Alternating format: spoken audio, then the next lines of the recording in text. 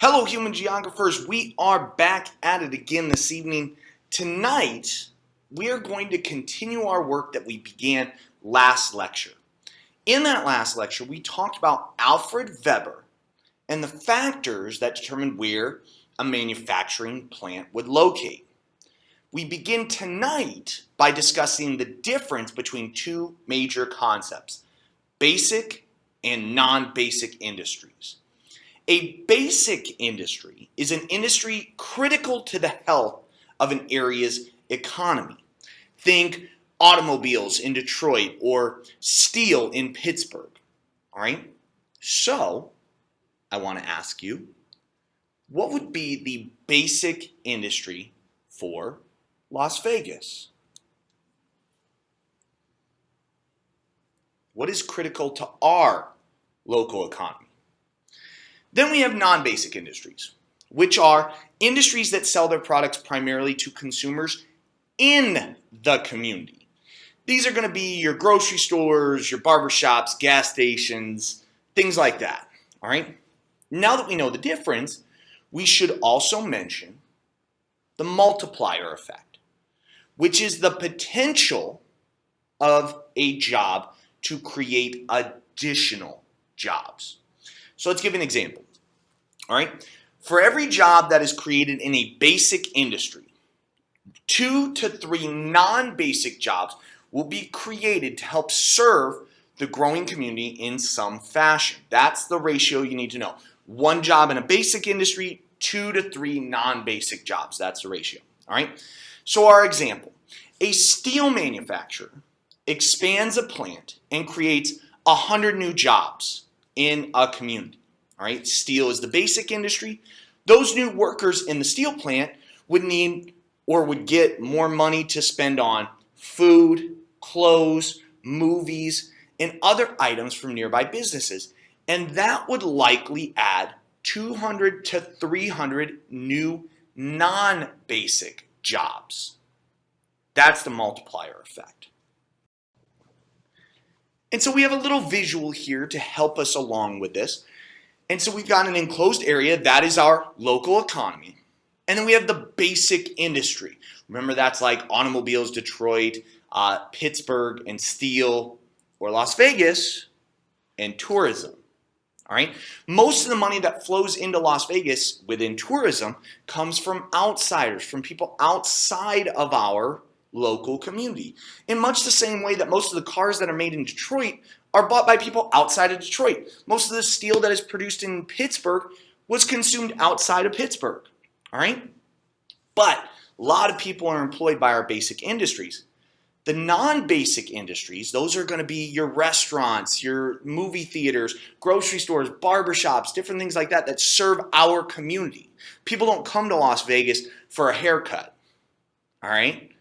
And so non-basic industries circulate money within our local economy. They pay people. Those people then take that money and purchase goods from other places. All right? And so this is a good visual to encapsulate what the difference is between basic and non-basic industries. In the first lecture for this chapter, we discussed that the Industrial Revolution began in Western Europe. But there are secondary hurts of industrialization like Eastern North America, Western Russia, and East Asia, which are still major manufacturing regions. Each of these locations were close to coal, which served as an energy source and was connected by water or railroad to ports and were heavily invested in by wealthy people in that region as well as by merchants from Europe. Now, during the mid-20th century, the use of coal as an energy source in the industry gave way to other energy sources like oil and gas. Today, major industrial complexes are not confined to areas near oil fields. Instead, a huge system of pipelines and tankers deliver oil and natural gas to manufacturing regions throughout the world. In the first decade of the 21st century, Eastern Asia, Europe, both East and West, and North America still accounted for well over 75% of the world's total output of manufactured goods. These three regions, East Asia, Europe, both East and West, North America, over 75% of the world's output of manufactured goods.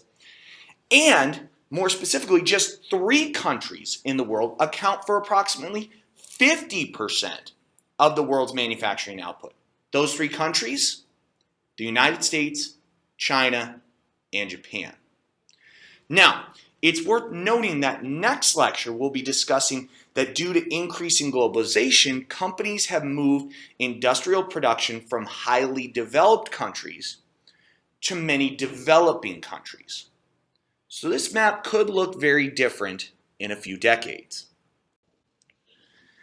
And now that we've discussed where things are manufactured, let's shift gears to talk about some of the processes. The Industrial Revolution ushered in the age of mass production. Essentially, Europeans sought to capitalize on economies of scale to generate a greater profit.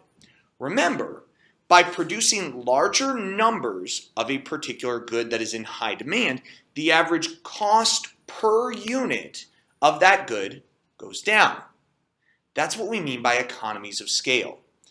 In addition to the fact that the cost per unit declines, the price per unit declines as well, which will matter here in a moment. By the early 20th century, a man named Henry Ford took another big step in advancing productivity by developing the assembly line, which is an efficient manufacturing process in which components are added to a product in a sequential manner using optimally planned logistics, resulting in extremely fast production. In other words, an item moved from worker to worker with each worker performing the same task repeatedly. This became known as Fordism. And this contributed significantly to the decline of skilled labor, but also became the dominant mode of mass production between 1945 and 1970. And this period was also marked by a surge in mass consumption because the price per unit has declined due to those economies of scale we mentioned a few moments ago. So for the first time, customers were able to buy a car, for example, from the Henry Ford Company. Another consequence of Fordism is that it reinforced the existence of a rigid social hierarchy between the workers at the bottom and managers at the top. In fact, the spread of Fordism, especially in the United States, is closely associated with the rise of labor unions throughout the industrial labor force. Then finally, Fordism was instrumental to the rise of multinational, sometimes called transnational corporations.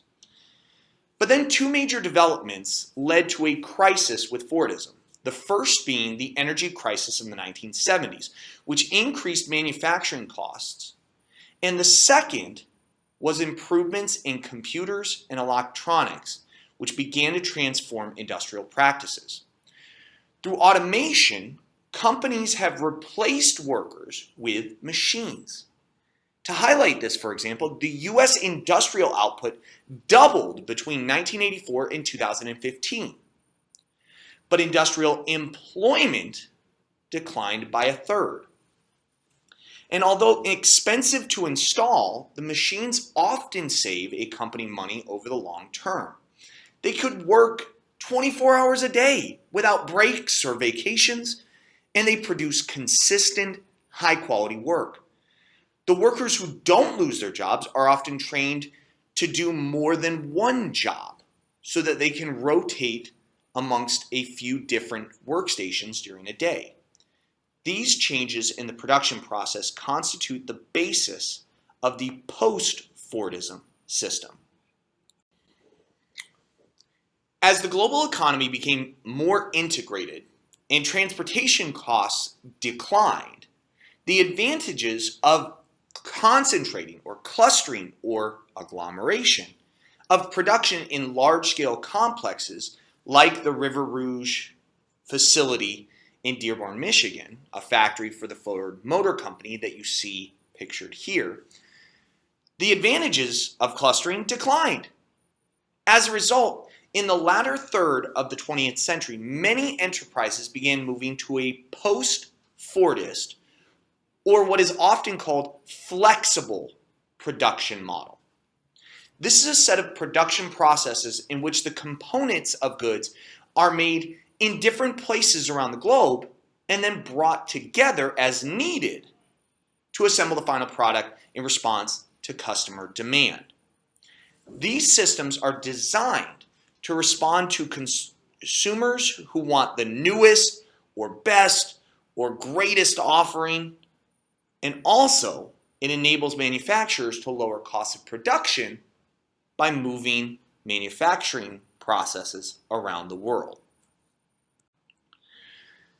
So what this is a very good review slide of the differences between Fordism on the left and post-Fordism on the right. Notice a couple of things like vertical integration under Fordism. That's what we see in the River Rouge facility in Dearborn, Michigan. Whereas on the right, same column, we see outsourcing, the movement of production to third parties, which we're going to talk about next. So take a moment, review through these, notice some of the major characteristics of Fordism versus post-Fordism. Now recently, as transportation costs have continued to decline, companies have been moving to fragment or disaggregate the production process. Offshoring is the practice of either hiring foreign workers or, more commonly, contracting with a foreign third-party service provider to take over and run certain business processes or operations. Things like call centers or accounting, billing, or other similar non-production aspects of manufacturing. Some companies move their non-production activities, or what are often called back office work, what might have historically been called secretarial work, to other countries that are cheaper, both in terms of rental space for offices, what we consider land costs, but especially cheaper when it comes to labor costs. Many software and manufacturing companies in the United States and Europe locate facilities in India and China to take advantage of the highly skilled, well-educated workforce that is relatively lower cost when it comes to labor. More recently, some types of businesses, such as accounting firms, Wall Street investment houses, advertising agencies, and insurance companies, have found it cost-effective to outsource other white-collar jobs like legal research, financial analysis, and accounting. Now, we use that term outsourcing. That is a decision by a corporation to turn over much of the responsibility for production to a third party. And this can be thought of as a kind of vertical disintegration. Many of the same back office jobs that are offshored may be outsourced as well. Things such as data entry, bookkeeping, as well as other administrative, legal, or information technology, IT jobs, are turned over to another firm or subcontractor. Offshoring is the transfer of an internal or outsourced business activity from a domestic to an international location. Outsourcing just means that you are turning it over to a third party, but the classification doesn't depend on what country they are located in. You can outsource something to another firm here in the United States, but if it is sent outside the country, if it is outsourced to a company in India, it also qualifies as offshoring. Sometimes companies will both offshore and outsource. An excellent example is how Boeing developed and built a new airplane called the 787 Dreamliner. The planes were designed by Boeing in Seattle. The nose section was outsourced to a company in Kansas. Wingtips were offshored and made in South Korea by Korean Air. The wings were assembled by Boeing in Canada, and the final assembly was done by Boeing outside of Seattle. The final product demonstrated things like outsourcing and offshoring, but also globalization and the International Division of Labor, something we'll discuss next lecture. Another example, just a quick statistic, of Nike. By some estimates, Nike subcontracts 61% of its product manufacturing to Southeast Asian countries and 38% specifically to China. Now, the remainder of tonight's lecture is going to look at other considerations that factories will look at when it comes time to decide where to open up their manufacturing processes. Let's start with this concept of locational interdependence, which means that a factory may be dependent upon the location of other factories. We can see this when the finished product from one factory is used as an input at another factory. An example of this is an auto assembly plant being the market for the output of an auto parts factory. So consequently, the location of the parts plant, if they create fuel caps, for example, okay, is largely dependent upon the location of the assembly plant that brings in all the parts from different areas. Just-in-time delivery is a system in which the inputs needed in the assembly process arrive at the assembly plant very close to when they are needed, just in time. This allows companies to keep just what they need for short-term production, rather than keeping a large inventory of components or products. New parts are shipped quickly when they are needed. In turn, corporations can draw from labor around the globe for different components of production. Using the just-in-time system reduces expensive storage costs and avoids tying up money in inventory. But it is at the risk of running out of the pieces that you need. It only works if a factory has confidence in its suppliers. Last lecture, we talked about the importance of regulations when it comes to where to locate. But these regulatory and governmental decisions come at different scales. Regional trade organizations include examples like the Association of Southeast Asian Nations, ASEAN, or ASEAN, the United States-Mexico-Canada Agreement, or USMCA, which recently replaced the North American Free Trade Agreement, or NAFTA, and the European Union, or EU. These organizations seek to eliminate or reduce barriers to trade. The European Union establishes and functions as a single market, where consumers can travel across borders without being stopped at customs or converting currencies. And producers can trade across international borders without paying the associated tariffs or taxes on imports, that's what a tariff is, that can hinder trade. Most governments, currently 164 governments around the world, are part of the World Trade Organization, or WTO, which works to negotiate rules of trade amongst its member states. The WTO promotes freer trade by negotiating agreements amongst its member states, typically dismissing things like import quota systems and discouraging protections by a country of its domestically produced goods.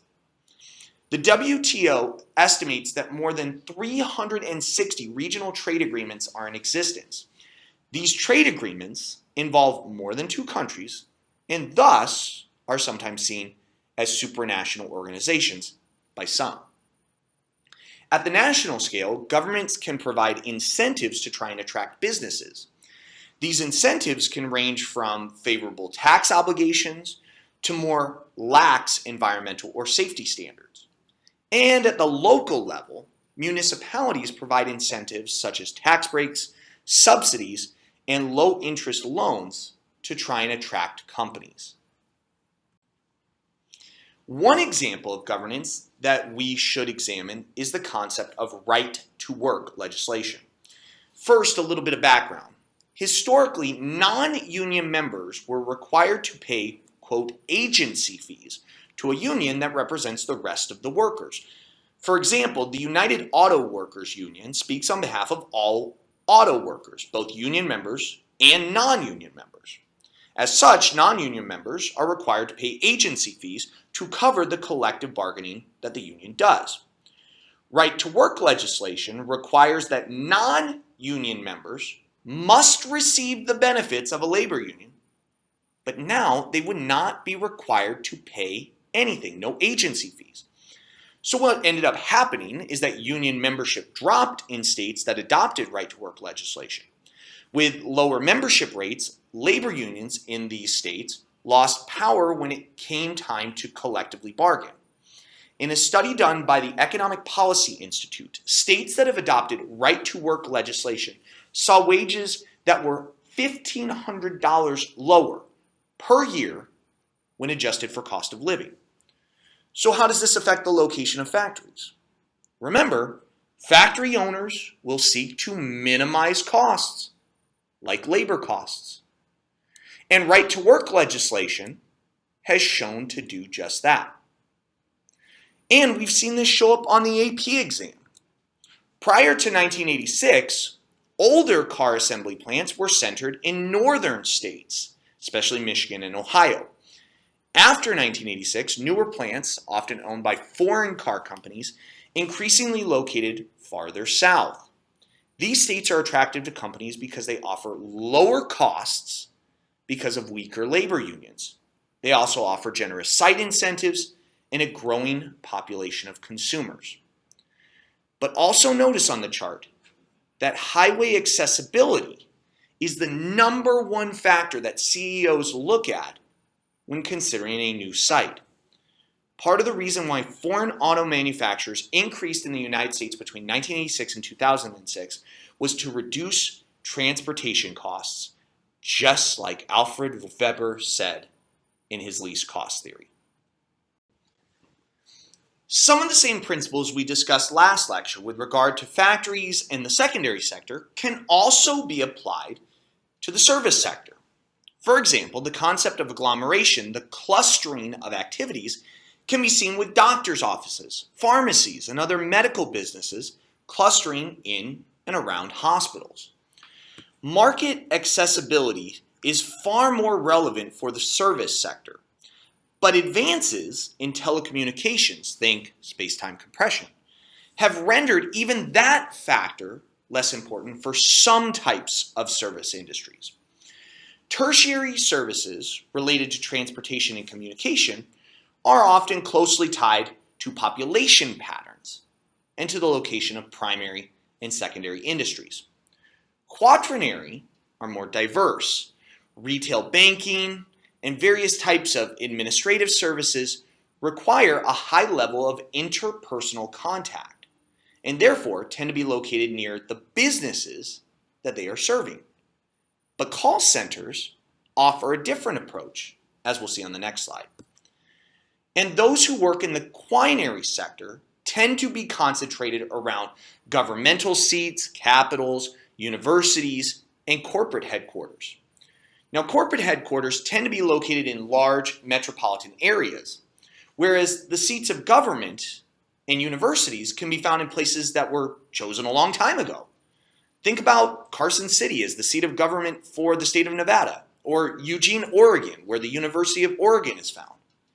The point is that historical location decisions influence the geography of the quinary sector today. To draw connections with a previous chapter, core countries with the highest levels of development tend to be the areas where these activities are clustered. Periphery countries, on the other hand, tend to be associated with the primary sector, and semi-periphery countries tend to be those countries where industrial or secondary sector activities have increasingly been clustered. And that'll be especially important in our next lecture. The location of service activities often depends on the location of consumers. but that has changed markedly with the internet. Take bookstores, for example. Bookstores were once mostly small, intimate neighborhood businesses. Most of these went out of business as they were replaced by outlets of big box bookstore chains like Barnes & Noble. Then many of these big box chain stores went out of business, replaced by online retailers like Amazon. Now, information services have far greater flexibility for deciding a location. They really require only a few things. Things like computers, a good phone and internet hookup, and a group of trained people who can speak the language of the customers who will be calling in for information. Call centers are a perfect example of this. Many call centers have been set up in rural areas of the United States, Canada, as well as areas like India and the Philippines to take advantage of higher unemployment rates, lower wages, high levels of college education, as well as high English proficiency. Now, due to their high flexibility, call centers are considered a footloose industry, which is a term for an industry that can be placed and located at any location without effect from facts such as resources or transport. Footloose industries will shift the location of their facilities in search of cheap labor. Even a minor increase in wages may drive a footloose industry to relocate because they don't have to worry about the cost of transporting raw materials or finished goods. What matters most is infrastructure, a workforce that is sufficiently skilled but not too expensive, and favorable tax rates.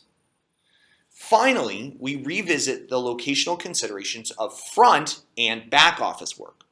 Front offices, where executives make high-profile decisions, will often occupy the upper floors of large buildings in the downtown central business district of a city.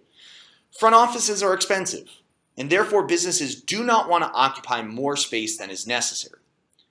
Back offices, however, where most of the workers work, do not need expensive offices and can communicate with executives through phone and internet connections, and can be located in areas with much cheaper land or labor costs. Finally, we talk about technopoles. These are areas that are planned for high technology, where agglomeration amongst technology companies will occur. They benefit from the possible sharing of certain services related to technology and the pull of highly skilled workers to the area. Because they need highly skilled workers, often these technopoles are located near universities. Silicon Valley is near UC Berkeley and Stanford in California. Route 128 is very close to Harvard and MIT in Boston. The Research Triangle connects Duke, the University of North Carolina, and NC State. And there can be spin-off benefits from these technopoles, such as farmers who live outside the technopole that should have expanded markets in which to sell their produce, resulting in increased sales and profit. But there are also unwanted side effects, sometimes called backwash effects. These can include the loss of the highly educated young people from distant communities who are pulled to these technopoles. So those communities might suffer depopulation, loss of valuable tax revenue, and the closure of various services. Remember brain drain? Kind of the same concept. Growth poles are areas of high value economic development, often associated with knowledge or information services. Technopoles are one such example. But another example is high quality medical centers. But one of the realistic but very challenging things for students to understand is when we look at an example like the Mayo Clinic. That is a high value facility for the community in Minnesota. But much of the investment that allows it to operate flows in from around the country and around the world. Much of the research that makes the Mayo Clinic a very valuable facility is done elsewhere. The reality is we need to change to the global scale in order to continue our discussion of industry and development. And we will do that next lecture. Have a good night, everyone. I'll see you back in class.